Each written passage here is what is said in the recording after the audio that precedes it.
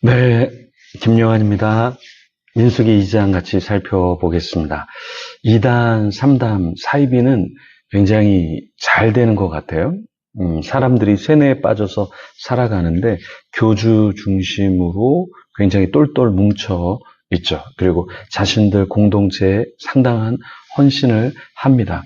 유튜브는 선악과라고 해서 보지 못하게 하고 미디어 중독자가 생기지 않게 하죠. 왜냐하면 그런 미디어를 보면 자신들의 정체가 들통나게 되고 사람들이 뭔가 진리를 알고 자기들이 잘못된 것을 파악할 수 있기 때문에 그런 거를 다 차단합니다. 그래서 온통 교주의 시선을 돌리게 하고 포교하는 일에 열을 올리게 하죠. 그런데 전통이라고 하는 교회는 교회 성도들을 배려하죠. 그래서 세상으로 나가게 합니다. 세상에 나가서 빛과 소금이 되게 하죠.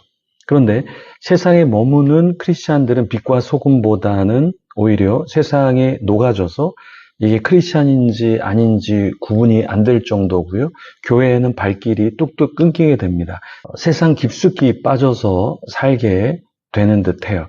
무엇이 잘못되었을까요? 2단, 3단, 사이비는 교주, 교회 중심이고 전통교회는 더 세상, 사람, 자기 중심적인 삶을 살아가고 있습니다. 그래서 한국 교회에 하나님이 없고 교회 중심성은 사라져가고 있죠. 코로나가 터지기 전에 이전부터 사실은 이러했어요. 그런데 코로나가 터졌을 때 그 실상이 다시 다 드러나게 된 겁니다. 오늘 민수기 2장에 보면 이스라엘은 철저히 성막 중심이에요. 하나님 중심이에요. 이동할 때도 성막 중심으로 이동했습니다. 이것이 우리에게 주는 교훈이 무엇일까요? 민수기 2장은 성막을 중심으로 이스라엘 각 지파가 진을 치게 돼요. 그리고 이동할 때 질서 있게 하나님의 명령에 따라서 움직이게 되죠. 각 지파는 네 방향으로 나누어 진을 치고 정해진 순서에 따라 이동을 해야 했습니다. 1절에서 5절 말씀 같이 보시죠. 여호와께서 모세와 아론에게 말씀하여 이르시되 이스라엘 자손은 각각 자기의 진영의 군기와 자기의 조상의 가문의 기호 곁에 진을 치되 회막을 향하여 사방으로 치라. 3절 동방 해 돋는 쪽에 진칠 자는 그 진영별로 유다의 진영의 군기에 속한 자라. 유다 자손의 지휘관은 암미나답의 아들 나손이요 그의 군대로 계수된 자가 74,600명이며 5절 그 곁에 진칠 자는 이사갈 지파라. 이사갈 자손의 지휘관은 수알의 아들 느다넬이요. 이렇게 말씀하는데요. 자, 동쪽 진에 대해서 한번 살펴보면 3절에서 9절에는 이 동쪽의 진을 치는 것에 대해서 이야기를 합니다. 동쪽에는 유다 지파가 중심이 돼요. 그와 함께 이사갈과 수불론 지파가 배치됩니다.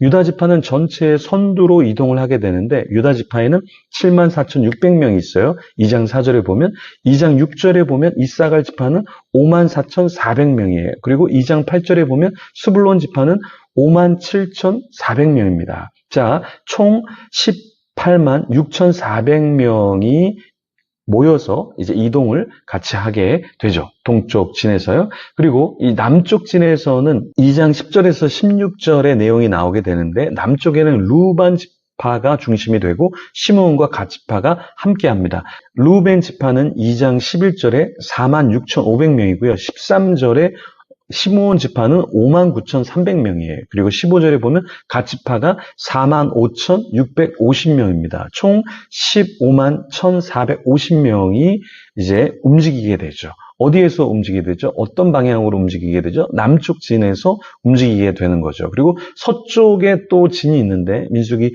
2장 18절에서 24절에 서쪽엔 에브라임 지파가 중심이고 므낫세와 베냐민 지파가 함께 진을 칩니다. 2장 19절에 에브라임 지파가 45,500명이고 므낫세 지파가 21절에 32,200명입니다. 그리고 23절에 보면 베냐민 지파가 35,400명이에요. 총 108,100명이 움직입니다.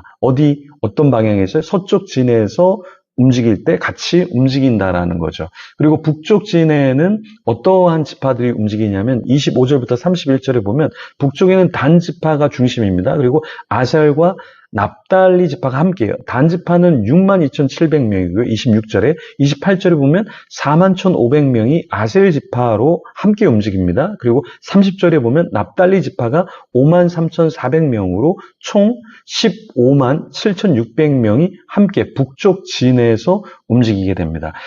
이동 순서를 보게 되면 2장 17절에 이동 순서를 말씀하는데 각 진영은 이동시 성막을 중심으로 정해진 순서에 따라 이동하라고 이야기를 하고 있어요.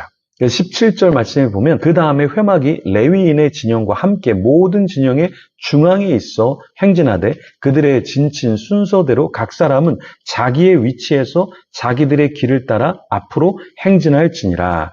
자기들의 위치에서 거기에서 계속해서 레위인이 그 중앙에 있어서 함께 움직이게 된다는 거예요. 첫 번째는 동쪽 진이 먼저 이동하고 그 다음에 이어서 남쪽 진, 그리고 그 다음에 서쪽 진, 그리고 북쪽 진이 이동을 하게 됩니다. 네, 동쪽 진이 먼저 이동하고 이어서 남쪽 진이 성막과 함께 레위인들과 함께 움직이고요. 그 다음에 서쪽 진이 움직이고 그 다음 마지막으로 북쪽 진이 이동을 하게 됩니다. 그러니까 동쪽, 그 다음에 남쪽, 그 다음에 서쪽, 그 다음에 북쪽이 이동을 하게 되는 겁니다. 자, 여기서 오늘 본문 2장에서 주는 교훈은 무엇이냐면 성막과 레위 지파가 이스라엘의 중앙에 배치된다라는 거예요. 그리고 성막을 보호하고 백성들 사이의 중심 역할을 하게 되는데요. 자, 레위인들이 이제 성막을 보호하고 백성들 사이의 중심에 서게 되는데 이 레위인들은 직접 전투에 나서지 않습니다. 그러니까 이 동시에 성막과 제사 업무를 책임을 지게 되죠. 2장의 신학적인 특징을 보면 하나님 질서와 조직화가 첫 번째 우리가 살펴볼 내용인데요.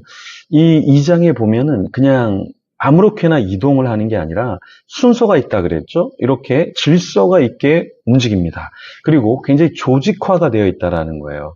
그러니까 우리가 이것을 통해서 배울 수 있는 것은 우리도 그냥 마구마구 이렇게 움직이는 게 아니라 교회 안에도 질서가 있고 조직이 되어 있어서 그 조직대로 움직여야 되는데 이 중구난방으로 움직이게 되면은 전체가 다 혼란스럽게 된다라는 겁니다. 그래서 우리 교회 공동체도 그렇고 선교회도 그렇고 우리가 세상에서 일을 할 때도 이 질서가 있어야 되고 조직화해서 잘 움직이는 공동체가 굉장히 건강한 공동체가 됩니다.